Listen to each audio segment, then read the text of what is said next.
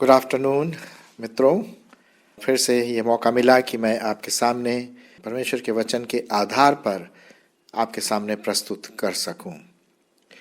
जब हम अपने चारों तरफ देखते हैं सृष्टि की रचना और उसका उद्देश्य, ये कब हुआ, कहाँ से आया, मनुष्य की रचना, तो ये प्रश्न ज़रूर उठता है कि ये कैसे हुआ। क्या इसका कोई बनाने वाला है, सृष्टि करता है कोई?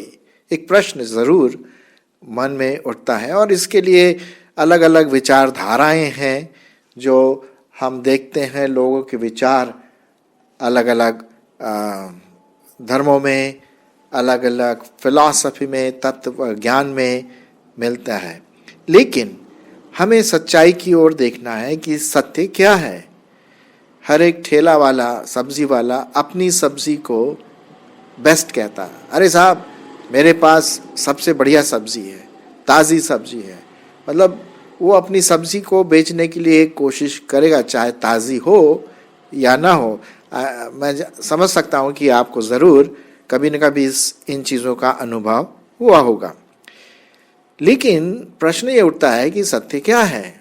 और परमेश्वर के वचन में लिखा हुआ है कि परमेश्वर का वचन सत्य है। यदि हम यूहन्ना रचित सुसमाचार उसका 17 और 17 में देखें तो लिखा हुआ है, प्रभु यीशु मसीह ने अपनी प्रार्थना में कहा कि सत्य के द्वारा उन्हें पवित्र कर, क्योंकि तेरा वचन सत्य है। अर्थात परमेश्वर का वचन सत्य है, सटीक है, अडिग है, उसमें कोई मिलावट नहीं है। बिल्कुल जैसे हम बोलते हैं ब्लैक एंड वाइट, कोई उसमें बीच में दूसरी चीज़ें नहीं है।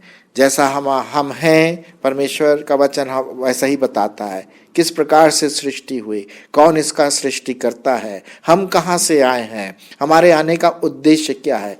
इन सभी प्रश्नों का उत्तर हमें परमेश्वर के वचन में मिलता है। इससे पहले कि मैं आगे बढ़ूं, मैं ये विषय आपको बताना मांगता हूं कि यीशु ही सब चीज़ों में सर्वश्रेष्ठ है, सर्वोपरि है, शिरोमणि है, वो सब का आधार है। मैं आपके लिए पढ़ूंगा एक परमेश्वर के वचन की जो किताब है, उसका नाम है कुलुस्सियों, और उसका पहला अध्याय और उसका 13 पद से आगे मैं पढ़ूंगा। कुलुस्सियों उसका पहला अध्याय 13 से 18। उसी ने हमें परमेश्वर के वश से छुड़ाकर अपने प्रिय पुत्र के राज्य में प्रवेश कराया, जिसमें हमें छुटकारा अर्थात पापों की क्षमा प्राप्त होती है। वह तो अदृश्य परमेश्वर का प्रतिरूप और सारी सृष्टि में पहलौठा है। वह तो मतलब यीशु मसीह के बारे में बात कर रही यहाँ पर। फिर से मैं आपके लिए पढ़ूंगा।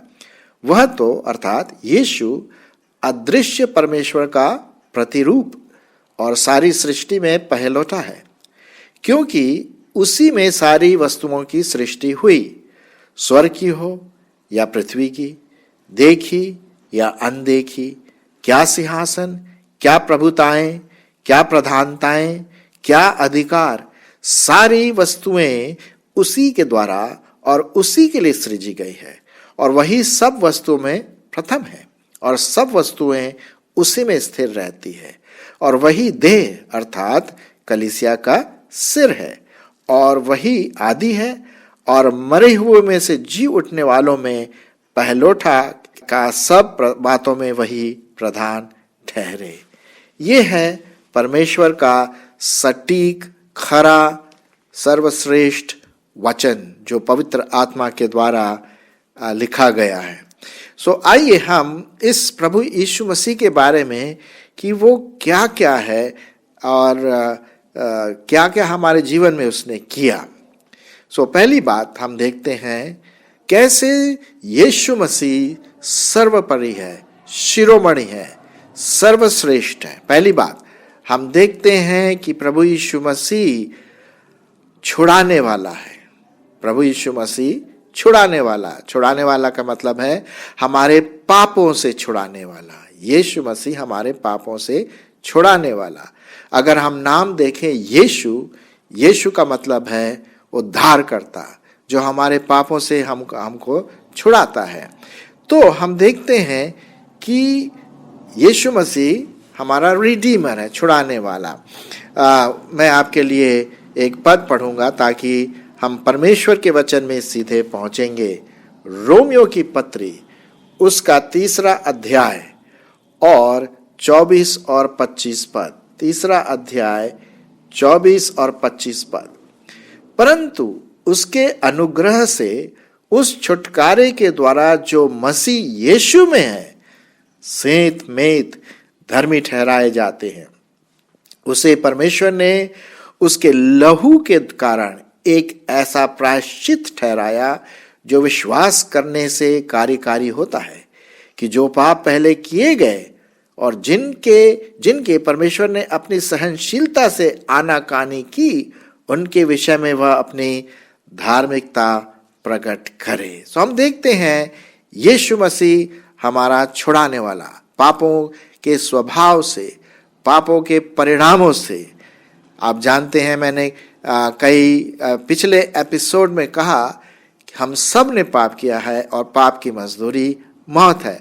तो यीशु मसीह ने वो मौत अपने ऊपर ले ली, और यदि हम उस पर विश्वास करते हैं कि सच में यीशु मसीह मेरे लिए मारा गया, गाड़ा गया और तीसरे दिन मुर्दों में से जी उठा, तो हम देखते हैं वो हमारा पाप से छुड़ाने वाला है। ये तो बहुत इम्पॉर्टेंट बात है।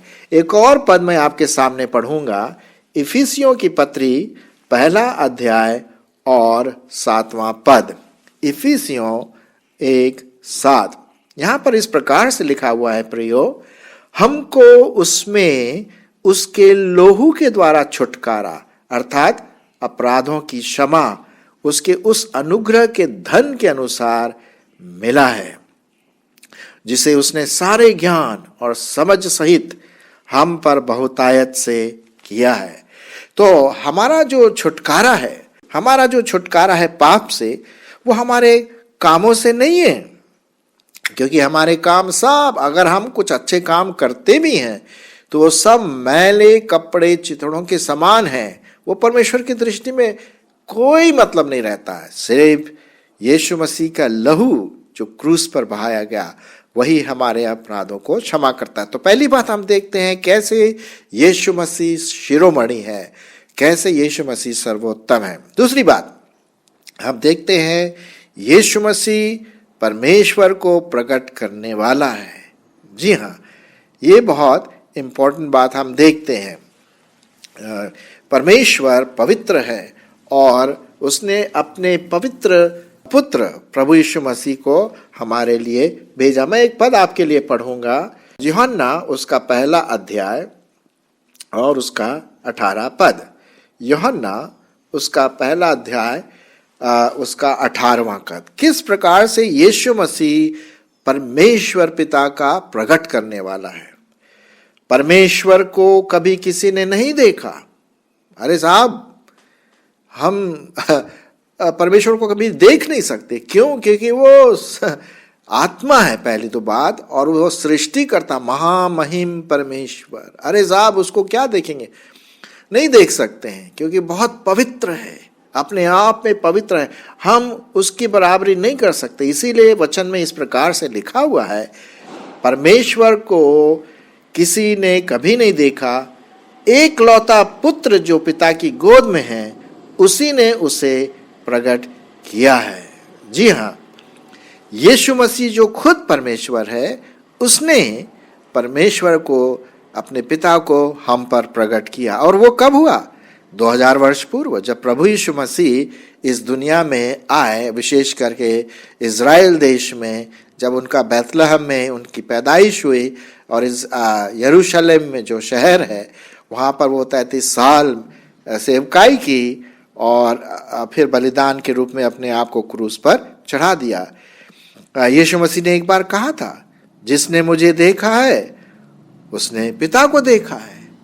जी हाँ, तो वो यीशु मसीह परमेश्वर को प्रकट करने वाला है। हम और कई चीज़ों को पढ़ सकते हैं, देखते हैं कि किस प्रकार से प्रभु यीशु मसीह हमारे जीवनों में अपने आप को प्रभु यीशु मसीह दिखाता है। देखिए यूहन्ना रचित सुसमाचार और उसका 8वां और 9वां पद। लोग बहुत परमेश्वर को देखने की इच्छा करते, बल्कि मैं बताना मांगता हूं कि मेरे से कई बार लोगों ने कहा, अरे साहब आप परमेश्वर के बारे में बोलते हैं, परमेश्वर ये है, परमेश्वर वो है, आप मुझे परमेश्वर को दिखा दो।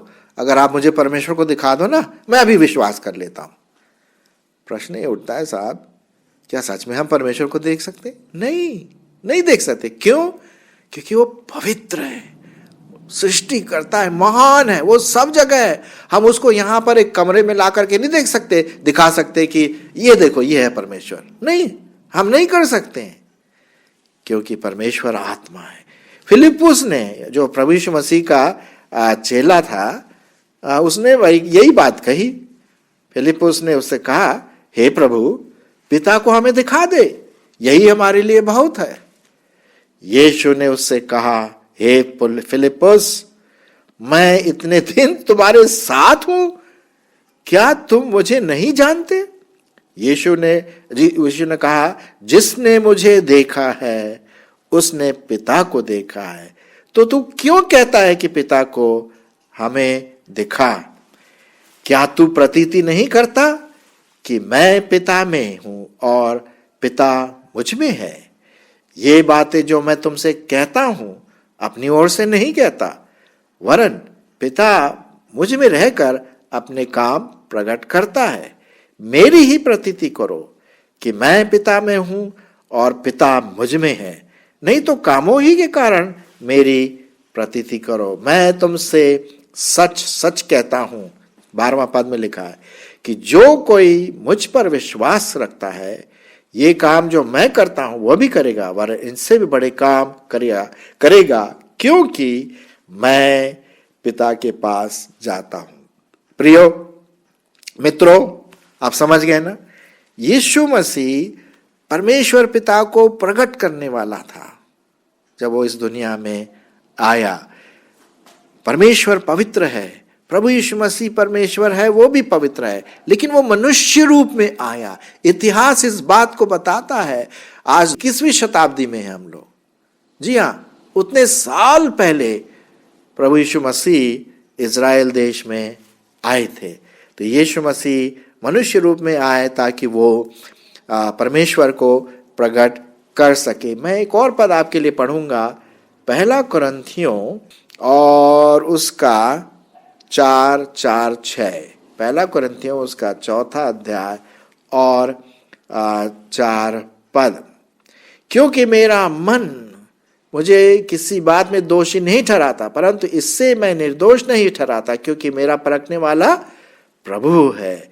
और इसी रीति से पौलुस यहाँ पर कहता है कि यीशु मसीह हमें अपने पिता परमेश्वर को प्रकट करने के लिए यहाँ पर आया हुआ है। ऑलराइट, हम आगे बढ़ेंगे दोस्तों। पहली बात हमने देखा कि यीशु मसीह छुड़ाने वाला है, पापों से छुड़ाने वाला है। दूसरी बात हमने देखा यीशु मसीह परमेश्वर पिता को प्रकट करने वाला है। तीसरी बात, यीशु मसीह सृष्टि करता है, उसने ही इन सभी चीजों की रचना की है। अगर हम देखें कुलुसियों की पत्री उसका 1 अध्याय, जो मैंने आपके लिए पढ़ा था लेकिन फिर से मैं पढ़ूंगा, कुलुसियों और उसका 1 अध्याय और उसका 16वां पद। देखिए यहां पर क्या लिखा है। लिखा हुआ यहां पर, क्योंकि उसी में अर्थात यीशु मसीह में सारी वस्तुओं की सृष्टि की गई, स्वर्ग की हो या पृथ्वी की, देखी या अनदेखी, क्या सिंहासन, क्या प्रभुताएं, क्या प्रधानताएं, क्या अधिकार, सारी वस्तुएं उसी के द्वारा और उसी के लिए सृजी गई हैं।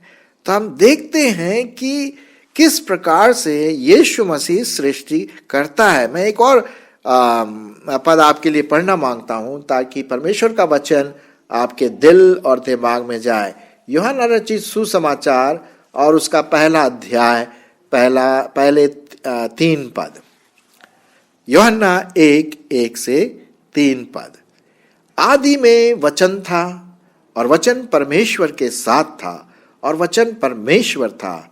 यही आदि में परमेश्वर के साथ था। सब कुछ उसी के द्वारा अर्थात यीशु मसीह के द्वारा उत्पन्न हुआ और जो कुछ उत्पन्न हुआ है उसमें से कोई भी वस्तु उसके बिना उत्पन्न नहीं हुई।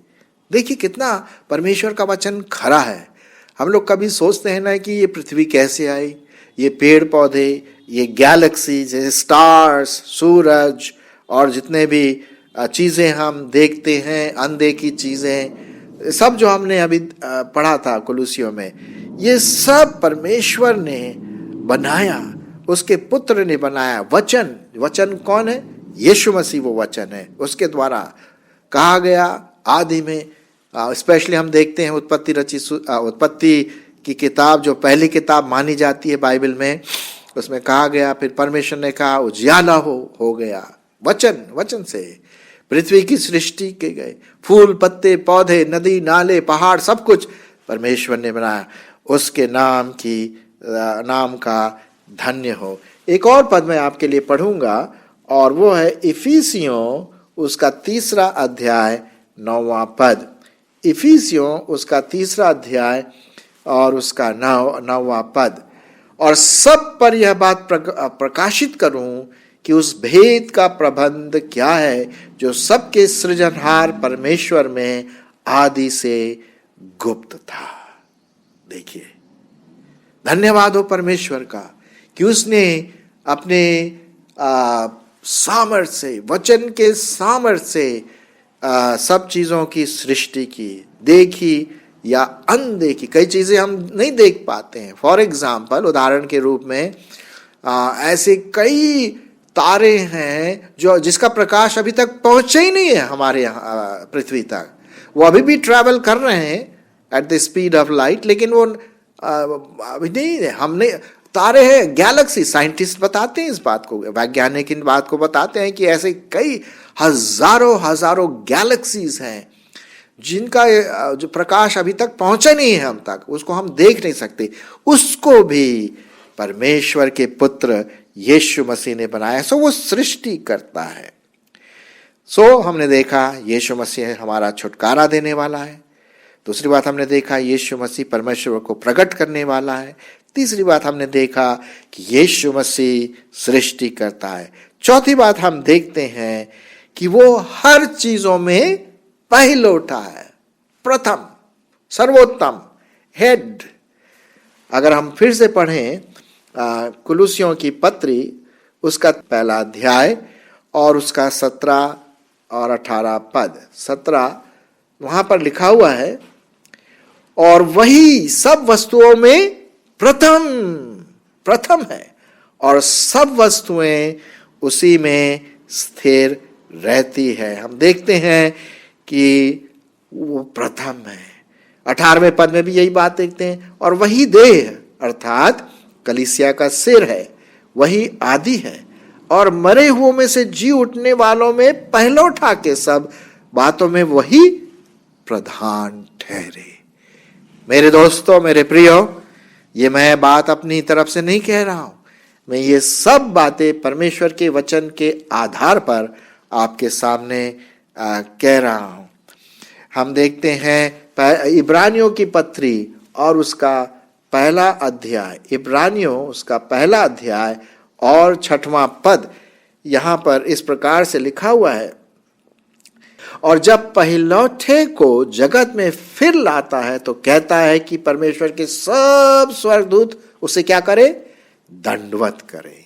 जी हाँ, वो परम प्रधान परमेश्वर सब उसको दंडवत करें। जी हाँ, इफिसियों उसका 4 अध्याय 15 और 16। इफिसियों उसका 4 अध्याय 15 और 16 में हम देखेंगे, वरन प्रेम में सच्चाई से चलते हुए सब बातों में उसमें जो सिर है। कौन है सिर? यीशु मसीह, अर्थात मसीह में बढ़ते जाएं। हम जो देह हैं प्रभु यीशु मसीह के, वो हमारा सिर है। जिससे सारी देह हर एक जोड़ की सहायता से एक साथ मिलकर और एक साथ गठकर उस प्रभाव के अनुसार जो हर एक भाग के परिमाण से उसमें होता है, अपने आप को बढ़ाती है कि वह प्रेम में उन्नति करते चले जाए। वो सिर है, प्रथम है। यहां पर हम बात पढ़ते हैं, वो पहलौठा है। आइए हम आखिरी बात देखें। यीशु न सिर्फ हमें पाप से छुड़ाने वाला है, वो तो है, वो हमें परमेश्वर को प्रकट करने वाला है, वो सृष्टि करता है और वो सर्व चीजों में सर्वप्रथम है, पहलौठा है, लेकिन यीशु मसीह हर चीज को संभालने वाला भी है। उदाहरण मैं आपके सामने रखना मांगता हूं। आपने कभी सोचा है एटम के बारे में? एटम, जी हाँ, एटम जो है वो एक ग्रीक वर्ड से आया है, अणु जिसे हम कहते हैं। अणु, मेरे ख्याल में अणु ही होगा। एटोमे, ए का मतलब है विरोध और टोमे का मतलब है काटना, मतलब जो कट नहीं सकता। ये पहली शताब्दी में फिलोसफर्स लोगों ने, दार्शनिक ज्ञान वालों ने ये नाम दिया एटम, और तब से ये वर्ड एटम चला। सबसे छोटा अणु जिससे हर चीज बनी हुई है वो अणु है या एटम है।